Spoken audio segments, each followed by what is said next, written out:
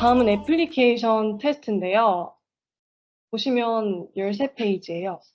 근데 지금 이 페이지에 이만큼인데 뒤에 보시면 굉장히 많거든요. 근데 이 부분은 외우셔야 됩니다. 이거는 과목 1의 그 디자인 패턴처럼 어떻게 할 수가 없어요. 근데 예, 이제 분류 기준도 굉장히 다양합니다.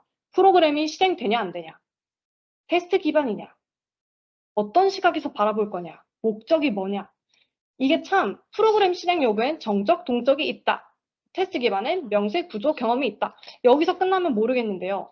한 테스트가 저 분류 중에 여러 개에 들어가는 경우가 있어요. 그래서 굉장히 헷갈리는 부분입니다. 예를 들어 뭐 이쪽 블랙박스 테스트 같은 경우가 다른 데 들어갈 수도 있고요. 이게 참 분류가 모호해서 자세히 알아보셔야 될 것 같아요. 보시면 처음부터 자 프로그램 실행 여부에 따른 분류부터 시작을 하겠습니다. 실행을 하지 않으니까 정적이라고 표현을 하고요. 실행을 하니까 동적이라고 표현을 합니다. 정적 테스트에는 인스펙션과 워크스루가 있는데요. 이 설명 모두 선지에서 나온 내용들입니다. 그렇게 많이 나오지는 않았는데 선지에 이런 내용들이 있어요. 그래서 한번 이거는 읽어보시고 인스펙션 같은 경우에는 개발에서 사용되는 정적 코드 검사다. 정적 테스트니까 당연히 정적 코드 검사겠죠. 그리고 소스 코드에서 취약점을 찾아내서 개선하는 프로세스입니다. 가독뿐만 아니라 유지 보수가 얼마나 괜찮을지, 성능이 어떨지, 보안도 어떨지 이런 다양한 측면에서 점검한다는 특징이 있고요. 정적이기 때문에 실행 중인 프로그램을 검사하는 게 아니라 그냥 멈춰있는 그 코드 자체를 검사하는 걸 인스펙션이라고 합니다. 그래서 이제 프로그램의 결함을 최소화하고 품질 향상에 기여한다는 특징이 있습니다. 다음은 워크스루입니다. 개발자가 자체적으로 수행하고요. 계획 없이 임의로 실시합니다. 코드를 읽고 동료가 이제 결함을 지적하거나 개선안을 제시하는 형태입니다. 이제 복잡한 알고리즘 또는 반복 이런 것 같이 기능이나 동작을 이해할 때 유용합니다. 왜냐? 본인뿐만 아니라 동료도 같이 보니까요. 그리고 단순한 테스트 케이스를 이용해서 프로덕트를 수작업으로 수행합니다. 그리고 이 요구사항 명세서 작성자를 포함하고 사전 검토한 후에 이제 짧은 회의하고 결함을 발견하는 형태로 진행이 됩니다. 아이고야. 죄송합니다. 아이고. 무시를. 아이고. 아, 어떻게 할까요? 다음은 이제 프로그램 실행 여부에 따른 분류 동적 테스트입니다. 동적 테스트에는 크게 블랙박스 테스트와 화이트박스 테스트가 있습니다. 직접 이제 실행한다는 특징이 있는데요. 블랙박스는 안 보이는 박스, 안에서 무슨 일이 일어나는지 볼 수 없다라는 뜻으로 생각을 해주시면 되고요. 화이트박스는 그건 아니다. 이에 비해서는 그렇게 생각해 주시면 됩니다. 블랙박스 테스트에는 동치 분할 검사, 경계값 분석, 원인 효과 그래프 검사, 오류 예측 검사, 비교 검사 되게 많아요. 이게 설명 한 번씩 읽어보시고 나중에 기출문제 어떻게 나오는지 보고 이 정도면 되겠다 싶을 정도 하시면 될 것 같습니다. 화이트박스 테스트로는요. 기초 경로 검사 그리고 제어 구조 검사가 있습니다. 이 중에서 기초 경로 검사가 대표적인 화이트박스 테스트 기법입니다. 이제 테스트 케이스 설계자가 이제 복잡성을 측정할 수 있게 해주는 테스트인데요. 기초 경로를 말 그대로 검사한다. 기초적인 거다. 그러니까 실행 경로의 기초를 정의하는 데 지침으로써 사용되는 테스트입니다. 다음으로 이제 시각에 따른 분류입니다. 확인과 검증, 밸리데이션과 베리피케이션이 있는데요. 이 또한 영어로 나오는 경우가 있습니다. 그리고 또한 여기뿐만 아니라 다른 데에서도 나오기 때문에 확인인 경우 사용자의 시각이다. 결과를 테스트한다. 생각하시면 되고 요구사항을 만족하면서 정상적으로 동작되는지를 테스트하는 겁니다. 사용자가 요구해서 만들었을 테니까요. 그리고 검증은 개발자의 시각에서 과정을 테스트를 합니다. 고객이 원하는 사용자가 원하는 거에 대해 명세서에 맞게 완성되었는지를 이제 끊임없이 과정 도중에 테스트한다고 보시면 됩니다. 목적에 따른 분류로는요. 성능, 회복, 구조, 회귀, 안정, 강도, 병행 정말 많은데요. 성능이면 이제 각각 뭐가 해당하는지를 그냥 이렇게 보시면 됩니다. 근데 이 중에서 이렇게 보셔야 될 건, 헷갈리실 법한 건 회복의 경우 고의적인 부하로 실패를 유도하고 복구가 가능한지를 확인을 합니다. 근데 이제 강도, 스트레스의 경우 과도한 부하를 가해도 정상적으로 작동되는지를 확인을 합니다. 그래서 이 두 개는 이제 부하라는 단어가 공통적으로 들어가다 보니까 이 부분은 한번 구분해서 한번 봐주시는 거를 추천드립니다. 다음은 이제 개발 단계에 따른 테스트인데요. 단위 테스트, 통합 테스트, 시스템 테스트, 인수 테스트가 있습니다. 이거는 이제 뭐 V 모델이라고 해서 아마 다른 과목 5인가 이제 거기에서도 아마 자세히 나올 거예요. 근데 테스트이기 때문에 일단 여기 나오는 거라고 생각해 주시면 됩니다. 단위 테스트는 유닛 테스트로 최소 단위인 모듈이나 컴포넌트에 초점을 맞춘 테스트입니다. 이제 개발 후에 개발자가 명세서의 내용대로 정확하게 구현했는지 최소 단위를 확인하는 게 단위 테스트입니다. 통합 테스트는요, 이 단위들, 이 모듈의 인터페이스와 이 결합, 모듈 간의 상호작용을 하는 테스트입니다. 통합 테스트는 크게 상향식 그리고 하향식이 있는데요. 혼합식이 존재하기도 하지만 이제 상향식과 하향식이 대표다라고 생각해 주시면 됩니다. 상향식은 버튼 밑에 쬐끔쬐끔한 것들을 한두 개씩 뭉쳐가면서 문제가 없는지 점점 상위 단계로 가며 문제가 없는지를 확인하는 게 상향식 통합 테스트고요. 이때는 테스트 드라이버라는 거를 이제 임시 모듈로 사용을 합니다. 이제 없는 경우는 그렇게 사용해서 문제 있는지 없는지 확인하는 용도고요. 하향식의 경우 탑다운 테스트는 상위 큰 거부터 시작해서 하위를 이렇게 통합을 합니다. 최상위 모듈 제일 위에 걸 먼저 구현을 하고 쬐끔한 것들을 이제 나중에 이렇게 하는 통합해서 하는 테스트를 의미합니다. 이때는 테스트 스톱이라는 걸 사용을 합니다. 혼합식 통합 테스트는 샌드위치 통합 테스트라고 위쪽에서도 진행되고 밑에서도 진행되고 진짜 끼어 있다라는 식으로 샌드위치다라고 생각해 주시면 됩니다. 시스템 테스트는 사실 다른 테스트에 비해서 그렇게 나오지 않았어요. 기출이 과목 2에서는 나오지가 않았는데 일단은 존재해서 넣었고요. 시스템 성능과 관련된 요구사항이 완벽하게 수행되는지 테스트를 합니다. 그렇기 때문에 사전 요구사항이 명확해야 된다는 특징이 있습니다. 그리고 실제 환경과 가능한 유사한 환경에서 진행한다는 특징이 있습니다. 인수 테스트는요, 진짜 말 그대로 인수하기 직전 테스트, 가능한지를 테스트를 하고요. 알파 테스트와 베타 테스트로 이렇게 두 가지 경우가 있습니다. 알파 테스트는 개발자 관점으로 수행이 되고요. 개발자 앞에서 사용자가 테스트를 합니다. 주어진 이제 개발자가 사용자에게 준 그 환경 안에서 바로 앞에서 테스트하고 바로 앞에서 문제 있으면 반영하는 테스트가 알파 테스트입니다. 베타 테스트는 바로 앞에서 하는 게 아니고 사용자가 본인의 개인 환경에 갖고 가서 문제가 있는지 없는지 실제 사용해 보면서 하는 게 베타 테스트입니다. 그래서 뭐 인수 테스트와 관련이 있다. 알파 테스트, 베타 테스트는 이렇게 하면 이 정도 있다라고만 생각해 주시면 됩니다. 그러면 이제 코드 인스펙션과 관련된 설명으로 틀린 것은 해서 인스펙션과 워크스루 정적이었죠. 틀린 선지를 보시면 3번 동적 테스트 시에만 활용하는 기법이다. 애초에 얘의 종류가 정적이었는데 당연히 틀린 선지겠죠. 그래서 동적 테스트는 틀렸다라고 보시면 됩니다. 그다음 워크스루 또한 인스펙션과 동일한 의미를 가진다. 이건 아니죠. 당연히 개념이 명확하게 다르기 때문에 이거 당연히 말도 안 되는 선지다라고 그냥 보고 넘어가시면 됩니다. 사실 여기는 이 정적인 거는 이 두 문제가 끝이었어요. 근데 보시면 22년 3월하고 22년 4월 비교적 다른 뒤쪽의 문제들이 예전에 많이 나왔기 때문에 이쪽까지도 파고 들어가는 거 아닌가라는 생각도 듭니다. 그래서 이쪽 부분은 선지 좀 잘 봐주시면 도움이 되지 않을까 싶습니다. 다음은 이제 동적 테스트 중에 블랙박스 테스트인데요. 보시면 유형으로 틀린 것은, 기법으로 머리가 먼 것은, 맞는 것은 그냥 이 정도에 속합니다. 그래서 이렇게 5개 중에 종류가 이런 게 있구나를 아시면 되고요. 블랙박스 테스트 데이터를 이용하여 발견할 수 있는 오류가 아닌 것은, 이것도 그냥 반복 조건을 반복하는데도 루프 내에 문장이 수행되지 않는 경우, 이거는 발견할 수가 없습니다. 애초에 보이지 않는 블랙박스이기 때문에요. 반복하는데도 몰라요, 그거 자체를. 그래서 이거는 틀린 선지다라고 봐주시면 됩니다. 근데 뭐 오류에 대한 얘기는 이거 한 번만 나와서 일단 저런 게 있구나라고 다른 선지들은 옳은 거다라고만 봐주시고 넘어가면 될 것 같습니다. 그리고 이제 실제로 이렇게 이제 테스트로 깊숙이 갖고 온 거는 이 문제인데요. 이거는 이제 소프트웨어 경계값 분석 기법으로 테스트하고자 하는 겁니다. 경계는 말 그대로 그 범위가 존재하면 처음과 끝, 거기에 가까운 숫자들을 의미를 하겠죠.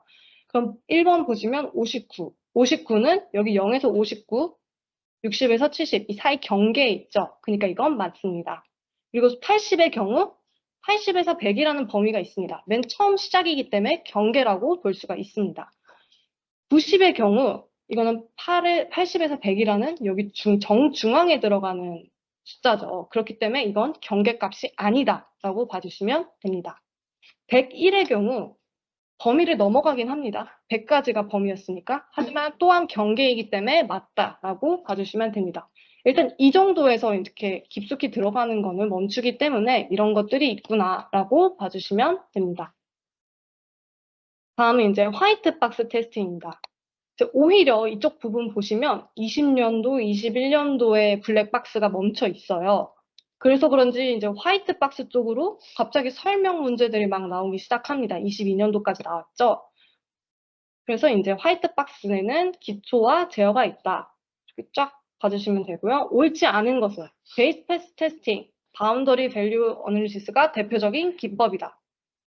베이스 패스는 맞습니다. 기초 경로가 맞으니까요. 근데 바운더리 밸류, 경계값은 방금 전에 있었던 블랙박스에 해당되는 기법이죠. 따라서 이 선지는 틀린 선지라고 볼 수가 있습니다. 네. 두 번째하고 세 번째 또한 이제 기본적인 설명 불일치 문제입니다. 그래서 이 부분은 이렇게 설명 한번 보시고 기본서 한번 봐주시는 걸 추천드립니다. 그러니까 아마 나온다면은 블랙박스보다는 화이트박스가 어렵게 나오지 않을까 싶은 생각이 듭니다. 그리고 마지막은 이제 비교적 최근 화이트박스 검사 기법에 해당하는 것으로만 짝지어진 것은 이거는 기역, 니은, 디귿, 리을 이런 형식으로 되어 있어서 까딱 잘못하면은 이제 정확하게 모르면 아쉽게 이제 틀릴 수 있는 문제라고 생각이 됩니다. 그래서 기본서 한번 봐주시면 좋겠습니다. 다음은 이제 시각에 따른 분류 그리고 목적에 따른 분류인데요. 검증과 확인에 대한 설명으로 틀린 것은을 묻고 있습니다. 검증은 작업 제품이 사용자의 요구에 적합한지 측정하며 확인은 개발자의 기대를 충족시키는지 확인한다. 완전 거꾸로죠. 검증은 개발자가 하는 거고요. 확인은 사용자가 하는 겁니다. 그래서 사용자의 시각이 확인이다. 하나 정도 외워주시면 반대되는 설명은 틀렸다. 이 선지는 틀린 선지다라고 판단하실 수가 있겠습니다. 그리고 두 번째 경우 애플리케이션의 처리량, 응답 시간, 경과 시간, 자원 사용률 이것도 사실 이 목적에 따른 분류 중에 성능에 해당이 됩니다. 많이 나오지는 않아요. 하지만 이런 게 있다 정도 알아두시면 맞출 수 있는 문제입니다. 그리고 이 마지막 이제 강도 테스트. 부와 관련돼서 회복하고 강도는 구분을 하셔야 된다고 했죠. 만약에 이제 회복에 대한 선지가 존재했다면 여기 존재하죠. 1번에. 시스템에 고의적으로 실패를 유도하고 정상적으로 복귀하는지 테스트한다. 만약에 헷갈리셨다면 1번으로 오답을 하신 분들도 계셨을 거라고 생각이 듭니다. 그래서 명확하게 구분하시는 게 필요합니다. 다음은 이제 단위 테스트인데요. 개별 모듈을 시험한다. 제일 작은 단위인 모듈, 유닛, 단위 쭉쭉 연결돼서 단위 테스트다라고 바로 생각해 주시면 됩니다. 단위 테스트와 관련된 설명으로 틀린 것은 보면요. 필요 데이터를 인자를 통해 넘겨주고 테스트 완료 후 어쩌저쩌저 해서 스톱이라고 한다. 이게 결과값을 받는 역할을 하는 걸 스톱이라고 한다는데 이 옆에 보시면 받는 역할을 하는 건 테스트 드라이버라는 게 그 역할을 합니다. 이 또한 이제 이게 너무 쉬운 문제잖아요. 모듈이다 하면은 21년도 8월 같은 경우 기본 개념은 맞추니까 이렇게 테스트 스톱, 테스트 드라이버라는 추가 개념까지 넣어서 헷갈리게 하는 게 아닌가라는 생각이 듭니다. 왜냐하면 그쪽에 통합 테스트인 경우 테스트 드라이버냐 테스트 스톱이냐 이거를 사용을 하거든요. 근데 이게 단위 테스트가 나오는 거기까지도 테스트 스톱이냐, 테스트 드라이버가 나오니까 이거는 확인을 좀 꼭 해주시면 좋겠습니다. 네, 마지막으로 단위 테스트를 통해 발견할 수 있는 오류가 아닌 것은 얘는 그 모듈 하나가 잘 되었는지를 보는 거기 때문에 모듈 간의 상호작용이 제대로 됐느냐는 나중 문제죠. 모듈이 정확하게 돼야 통합이 되는지 안 되는지를 볼 수가 있으니까요. 그래서 틀린 선지라고 볼 수 있습니다. 다음은 이제 통합 테스트 중에 상향식 통합 테스트인데요. 여기 최하위 모듈을 먼저 구현하고 위로 올라가는 형식으로 통합한다. 테스트 드라이버를 사용한다. 라는 걸 통해서 이제 기본적인 설명 브릿지 문제라고 생각하시면 됩니다. 테스트 드라이버, 그건 그렇고요. 또한 이제 여기는 이제 하향식 통합 테스트죠. 이것 또한 설명을 보고 스톱이라는 걸 통해서 사실 하향식이라는 걸 바로 캐치를 하실 수가 있습니다. 그리고 이 두 문제, 밑에 두 문제의 경우 모듈을 뭐라고 하는가? 똑같죠, 문제가. 아예 그냥 선지까지 같습니다. 스톱은 무조건 하향식이다. 네, 이렇게 외워주시면 되겠습니다. 다음은 이제 인수 테스트, 알파 테스트, 베타 테스트인데요. 이것도 보시면 답이 그냥 알파 검사, 인수 테스트, 알파 검사, 베타 검사, 단순 정의를 주고 뭐에 해당하는지를 선택하는 문제입니다. 아마 많이 나온 쪽이라서 나온다면 그냥 거저 맞추는 문제가 아닐까 생각이 듭니다. 오히려 이제 여기보다는 다른 테스트, 통합 테스트, 단위 테스트 쪽이 점점 어렵게 나오고 있기 때문에 단위 테스트 특히 그쪽 더 보시는 걸 추천드립니다. 다음은 자료 구조인데요. 자료 구조는 크게 선형 구조와 비선형 구조로 나뉘게 됩니다. 선형 구조에는 리스트, 스택, 큐, 데크가 있고요. 비선형 구조에는 트리와 그래프가 있습니다. 이 중에서 시험에 나온 건 스택하고 큐가 답니다. 일단 선형 구조에서는요. 이 과목에서. 그래서 스택과 큐를 살펴보면요. 스택은 리스트 한쪽 끝에서만 자료 삽입, 삭제가 이루어지는 구조입니다. 그냥 물컵이라고 생각을 하시고 한쪽에서만 넣을 수가 있고 제일 나중에 들어간 게 먼저 빼지잖아요. 뺄 수가 있잖아요. 그래서 후입 선출, last in, 뒤에 들어온 게 first out, 먼저 나간다. 물통 생각해 주시면 되겠습니다. 탑을 이제 물통이라고 생각하면 탑을 마지막 삽입된 자료의 위치고요. 버튼은 당연히 이제 맨 끝에 바닥을 뜻하는 단어니까요. 제일 먼저 on에다 라고 생각해 주시면 됩니다. 스택에는 특이하게 오버플로우, 언더플로우 이게 두 가지가 알고리즘이 이제 존재를 합니다. 오버플로우는 말 그대로 오버된다. 가득 차 있는데 거기에 삽입되면 발생하는 것이 오버플로우고요. 언더플로우는 더 이상 삭제할 게 없는데 명령이 계속 들어옵니다. 그러면 언더플로우가 발생한다라고 알고 계시면 됩니다. 응용 분야에는 인터럽트 처리, 수식 계산, 서브루틴 호출 이렇게 있는데요. 이것도 많이 나오진 않아요. 근데 한 문제가 나왔기 때문에 저런 분야에는 저런 것도 있구나 정도만 알아주시면 되겠습니다. 큐의 경우 자료 삽입은 리스트 한쪽 끝에서, 제거 작업은 다른 한쪽 끝에서 수행되는 자료 구조입니다. 머리를 뜻하는 헤드, 프론트와 꼬리를 뜻하는 테일, 리얼 두 개의 포인트가 존재를 하고요. 이렇게 일자로 쭉 간다고 한 방향으로 간다고 생각하시면 되기 때문에 먼저 들어온 애가 가장 먼저 밀려 나갑니다. 그렇게 생각하시면 되고요. 운영체제 스케줄링에 응용된다고 보시면 됩니다. 이 또한 여기 보시면 20년도에는 안 나왔다가 21년도부터 쭉 나오기 시작한 개념입니다. 그래서 스택하고 큐는 한 번씩 꼭 보시고 지나가셨으면 좋겠습니다. 이렇게 보시면 자료 구조, 기본적으로 이제 자료 구조 구분이죠. 선형 구조로만 묶인 것은, 선형 구조가 아닌 것은, 해당 설명으로 틀린 것은 이 정도에 그칩니다. 그래서 정말 딱 이 정도 선형에는 이런 것들이 있다. 비선형엔 트리그래프가 있다 정도만 아시면 맞출 수 있는 문제입니다. 이 또한 비교적 21년, 22년 비교적 최근입니다. 다음은 스택에 대한 문제인데요. 순서가 있는 리스트가 last in, first out이다. 스택이고요, 그냥. 스택에 대한 설명으로 틀린 것은 선지 보시면 헤드와 테일 두 개의 포인터를 갖고 있다. 스택은 물병 같은 거라 했지 이렇게 두 개의 포인트를 갖고 있지는 않잖아요. 물통이. 입구가 하나니까요. 그래서 이 선지는 Q에 해당하는 선지니까 틀렸다라고 보시면 되겠습니다. 그리고 이제 23번의 경우 이런 앙란한 방식의 이제 문제가 나오는데요. 사실 기역, 니은, 디귿이 다 틀렸기 때문에 리을은 맞겠지. 이렇게 해서 리을밖에 없으니까 이제 3번을 선택하시는 경우가 많았을 것 같아요. 근데 보시면 나머지가 만약에 존재했다면, 옳은 내용이 존재했다면 이 인터럽트 처리, 서브루틴 호출은 갑자기 등장했으니까 찍다가 큰일 났을 수도 있겠다라는 생각이 듭니다. 그래서 여기 응용 분야에 이렇게 적어 놓았으니까 저런 것들이 대충 있구나 정도 추가적으로 알아두시면 좋을 것 같습니다. 비교적 얘도 어려워졌어요. 이런 설명에서 그쳤다가 갑자기 응용 분야가 생겨가 났습니다.